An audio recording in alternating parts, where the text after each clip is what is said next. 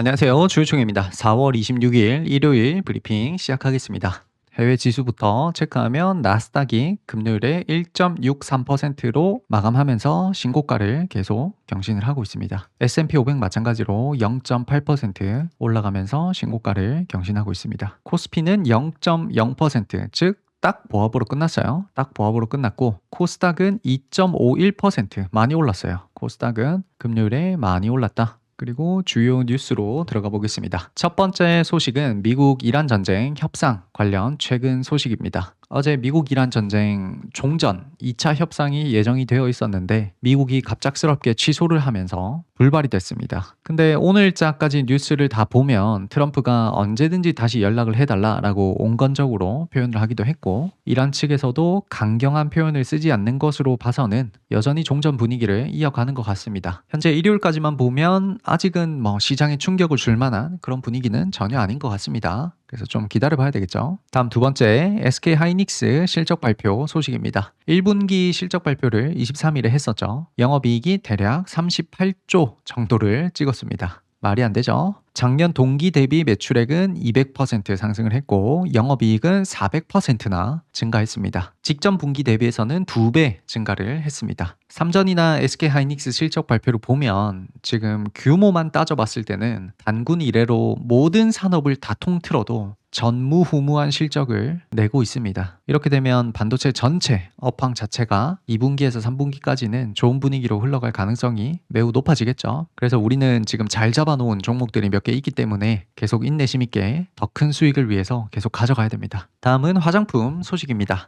요즘 화장품 관련주들 주가가 좋죠. 특히 달바글로벌, APR 같은 종목들이 너무 잘 올라가고 있습니다. 특히 작년에 제가 추천을 많이 했던 달바글로벌 같은 경우 작년 5월에 상장을 하고 나서 8월에 고점을 찍고 한 6개월간 쉬다가 지금 다시 종가상 신고가를 경신했습니다. 우리가 작년에 이쯤에 화장품주 전체를 다 손절을 했는데 그때 손절하면서 드렸던 말씀은 화장품주 전체로 보면 좋지 못할 수도 있지만 APR이나 달바글로벌, 실리콘2, 코스맥스 정도는 다시 무조건 올라갈 거다라고 말씀을 드렸어요. 제가 지금 말씀을 드리고 싶은 거는 결국 봐라 내 말이 맞지 않느냐라고 꺼드럭대고 싶은 게 아니고 결국 주식으로 돈을 가장 안전하면서도 확실하게 벌 수 있는 방법은 좋은 것을 사놓고 급등 랠리가 나오기까지 인내심 있게 기다리는 그 프로세스에 있다는 겁니다. 반대로 말해서 타이밍을 맞춰서 돈을 벌려고 하는 사람들, 즉 급등 직전에 어떻게든 내가 살 수 있는 그 방법을 연구하고 있는 사람들은 그 끝이 좋지 못할 가능성이 높다는 거죠.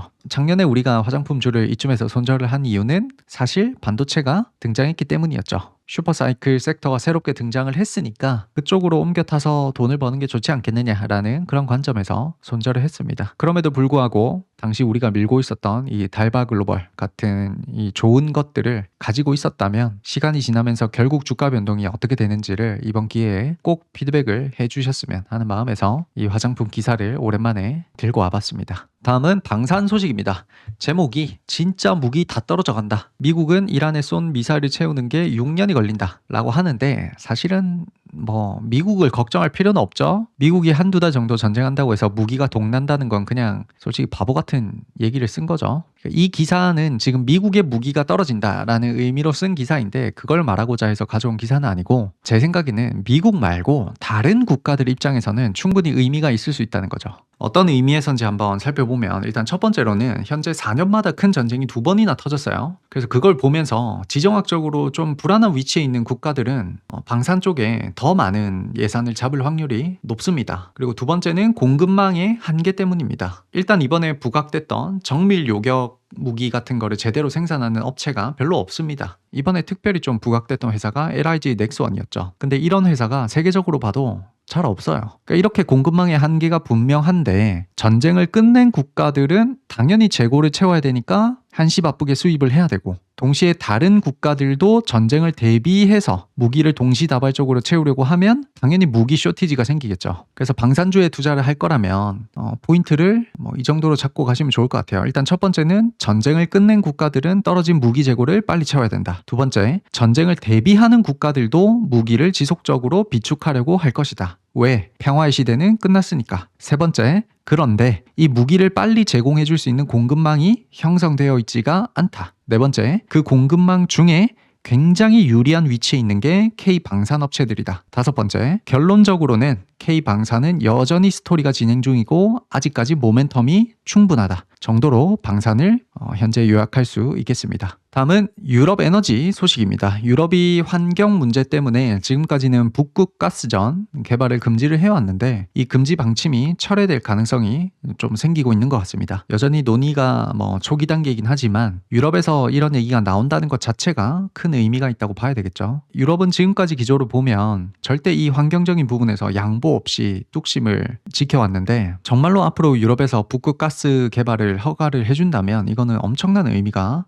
있습니다. 그만큼 환경보다 이제는 강대국들의 에너지 자립에 더 힘이 옮겨간다는 뜻이겠죠. 어쨌든 지금 유럽에서 이런 얘기가 나온다는 것 자체가 얼마나 강대국들이 에너지 자립을 하고 싶은지를 알 수가 있습니다. 일단 우리 채널에서는 에너지라는 큰 키워드 속에서는 현재 원전이나 태양광, LNG 정도에 집중을 하고 있죠. 여기서 말하는 LNG는 LNG 그 자체에 투자를 한다라기보다는 우리나라에 강점이 있는 LNG 선, 그러니까 선박이죠. 즉 조선주랑 엮어서 생각을 해야 되지 않나 싶네요. 그래서 글로벌 강대국들이 이런 기조를 계속 가져간다면 우리 입장에서는 원전이나 태양광 쪽에서 계속해서 집중을 해야 된다라고 결론을 낼 수 있겠습니다. 다음은 전기차 소식입니다. 미국이나 유럽이 중국 전기차를 견제해서 장벽을 차곡차곡 쌓아나가고 있을 때 우리나라는 그렇지 못하다라는 기사입니다. 미국 같은 경우는 중국산 차에 대해서 관세를 지금 100%나 매기고 있습니다. 관세를 100% 매긴다는 건 사실상 수입을 안 하겠다는 거죠. 유럽은 중국산 전기차에 대해서 최대 45% 관세를 매기고 있습니다. 인도 역시 중국에서 수입하는 차량에 대해서 한 70에서 100% 관세를 부과하고 있고, 일본은 관세보다는 자국 내 생산 기업들의 보조금을 주는 IRA 형태로 적극 활용을 하고 있습니다. 근데 한국은 기본 관세 8%를 부과하는 것 외에는 별다른 조치를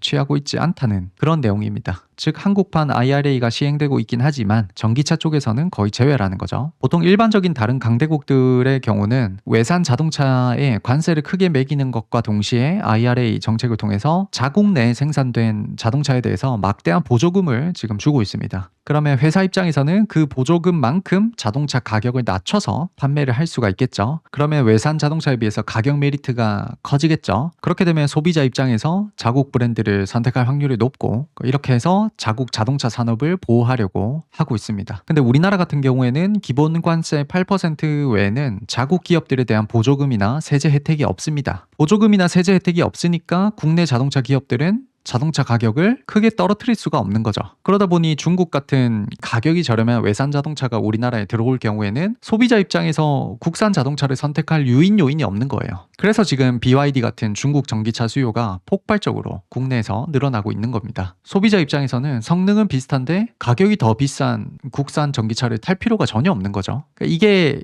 이제 오랫동안 유지가 되면 큰일이 한번 나는 거죠. 한 10년, 20년만 이런 기조가 유지가 돼도 AS 부분에서는 현대차 AS가 점점 문을 닫고 BYD나 테슬라 AS 센터가 훨씬 더 많아지고, 또 공급망도 불안해지겠죠. 해외 브랜드들을 다 선택을 하게 되면 우리나라 제조업들의 규모가 점점 줄어들겠죠. 그렇게 되면 전쟁이라든지 유사시에 우리나라 공급망이 약화돼서 막대한 피해를 보게 될 겁니다. 그렇다고 해서 품질이 낮은 그런 자국 브랜드를 무조건적으로 보호해야 된다라는 뜻은 아니에요. 그런 기업들은 적자 생존에 의해서 그냥 망할 수밖에 없는 거죠. 다만 현대차 같이 우리나라 기간 산업을 지탱하고 있는 기업들에 한해서는 국가가 좀 나서서 어느 정도까지는 보호를 해줘야 된다라고 생각을 하는 편입니다. 그래서 어쨌든 지금 일어나고 있는 현실은 외산 전기차가 아주 빠른 속도로 국내 시장을 장악하고 있다. 여기에 대해서 정부가 뭔가를 지금 안 하고 있다라는 게 이 기사의 내용입니다. 다음은 유럽 자동차 산업 소식입니다. 독3사가 생산은 완전히 중국 쪽으로 돌리고 있고 거기에 소프트웨어만 자사해서 개발한 것으로 채택을 하고 있다라는 그런 내용입니다. 결국 핵심은 이거죠. 물리적인 것들, 그러니까 좀 더 쉽게 말하면 껍데기 같은 것들은 다 중국에서 이제 만들고 있다는 겁니다. 이게 문제가 되는 이유는 산업의 무기화를 중국이 할 수 있다는 거죠. 그렇게 되면 여러 가지 이제 문제가 생기는데, 일단 첫 번째로 역사적으로 자동차 생산 공장은 전시 상황으로 흘러가면 사실상 탱크 공장이랑 같은 거예요. 근데 유럽의 자동차 생산 공장이 전부 다 중국에 있으면 유럽에서 실제 전시 상황이 되면 탱크를 못 만든다는 거예요. 이건 제가 오버하는 게 아니고 실제 방산 전문가들이 이렇게 주장을 하고 있어요.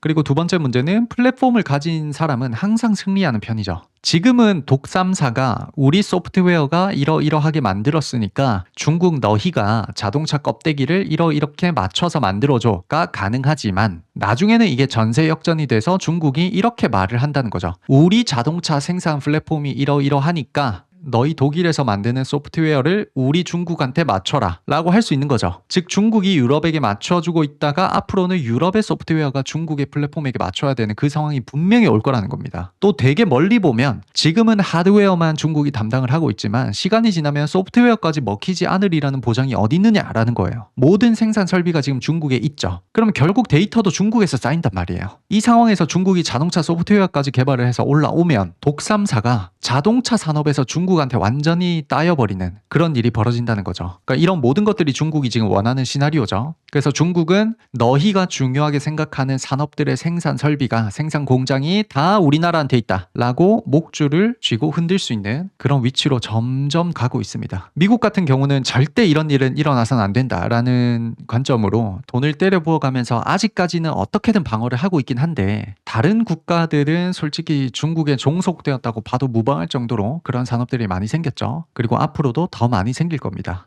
정답으로 보자면 결국 멀리 보면서 당장의 손해를 좀 감수하는 게 정답이긴 한데 모든 서방 국가들에게 이런 관점을 강제적으로 유지하게 할 수도 없고 또 어떤 산업에 있어서는 당장에 들어가는 비용에 허덕이는 실제 자영업 사장님들도 있잖아요. 그런 분들에게 중국산 쓰지 마세요. 아무리 비싸도 국산 쓰세요. 아무리 비싸도 미국산 쓰세요. 라고 하기에도 좀 애매하다는 거죠. 그래서 정답은 정해져 있는데 그걸 해내기는 거의 불가능에 가깝지 않나 싶습니다. 어쨌든 현재 거의 모든 산업들이 이러한 절차를 밟아가는 과정에 있습니다. 거기서 서방 국가들이나 우리나라 정부가 할 수 있는 최선의 것들을 해나가기를 바라봐야 되겠죠. 이렇게 브리핑은 여기서 마무리를 하고 반도체 가치 이야기로 넘어가면 현재 총 손익이 한 1,310만 원 정도, 전체 수익률은 36% 정도 됩니다. 저번 목요일이랑 비교하면 아직까지 큰 차이는 없죠. 이수페타시스는 목요일에 크게 한 방 내렸다가 다시 잡아주는 모습이고 TLB가 좀 올라온 모습이죠. TLB가 여기서 급등이 한번 나오는지 한번 지켜봐야 되고 그 다음에 한양 디지텍이 많이 올라왔습니다.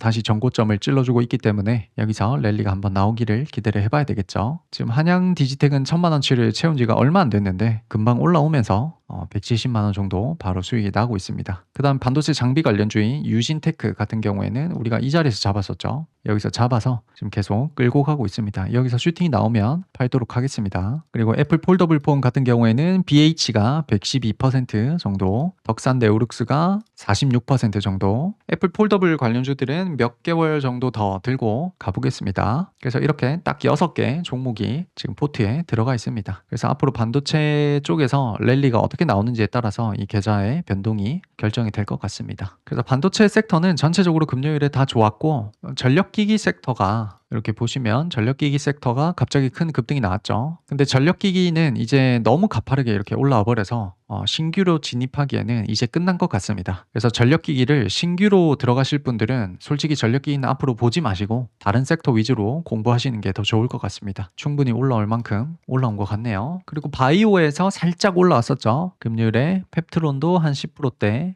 다른 종목들도 2, 3%씩은 다 조금씩 올라온 것 같습니다. 바이오도 어느 순간 자리를 잡고 상승 랠리가 한번 나오겠죠. 그게 언젠지는 모르지만 일단 저희 리서치팀에서 집중하고 있는 섹터를 잠깐 나열을 한번 해드리자면 첫 번째는 AI 관련입니다. AI 관련해서는 반도체를 보고 있습니다. 메모리 반도체가 슈퍼사이클을 탔으니까 무조건 봐야 되는 섹터죠. 그리고 두 번째, 에너지 쪽에서는 원전 그리고 태양광 쪽을 보고 있습니다. 세 번째는 원자재 쪽에서는 히토류 쪽을 보고 있고 네 번째, 방산 쪽에서는 전통무기 쪽을 보고 있습니다. 다섯 번째, 우주항공 또는 통신 쪽에서는 발사체 6G 정도로 보고 있고 여섯 번째는 현대차 밸류체인 전체를 보고 있습니다. 현대차가 지금 가지고 있는 카드들이 다 너무 매력적인 카드들이 많죠. 로봇이나 수소, 자율주행, 소프트웨어 등등 미래 먹거리의 대부분이 합쳐진 듯한 그런 느낌으로 사업을 꾸려가고 있습니다. 그래서 언제인지는 모르겠는데 현대차 밸류체인들이 하나씩 딱딱 맞아떨어지는 그 타이밍에 가면 현대차가 지금 삼성전자 같은 그런 느낌으로 아주 크게 한번 가지 않을까 그렇게 보고 있습니다. 대충 이렇게 6개 정도로 저희 리서치 팀이 추적을 하고 있으니까 특강이 나갈 때도 다 여기 안에서 골라서 나간다라고 보시면 되겠습니다. 사실 이 6개 안에서는